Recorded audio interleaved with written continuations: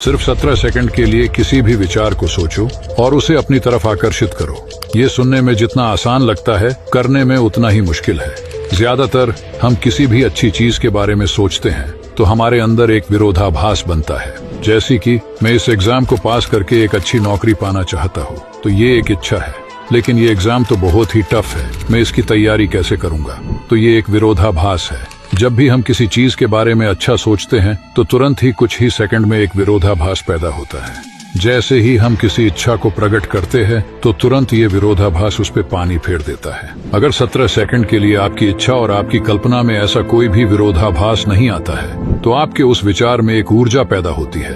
अगर 17 सेकंड तक आप उस विचार को बिना किसी विरोधाभास के ध्यान बनाए रखते हो तो तुरंत ही उसी वाइब्रेशन से मिलता जुलता एक और विचार बनता है। और जब दो समान वाइब्रेशन के विचार ऐसे आपस में मिलते हैं तो उस विचार की वाइब्रेशन एनर्जी कई गुना बढ़ जाती है। और जब आप इन दोनों 17 सेकंड की साइकिल को कंप्लीट करते हो तो आप तीसरे और ताकतवर विचार को अट्रैक्ट करने लगते हो। फिर आपको उस विचार में बदलाव महसूस होने लगता है। इस साइकिल में आपको नए आइडियाज आने लगते हैं और जब आप इन तीनों साइकिल को सही से कर लेते हो तब आपका विचार चौथे साइकिल में प्रवेश करता है। इस साइकिल में आपके विचार के साथ इमोशंस भी जुड़ने लगते हैं और इस 68 सेकंड के बाद आपके विचार का वाइब्रेशन इतना बढ़ जाता है कि फिर वो रियलिटी पे प्रभाव डालना शुरू कर देता है।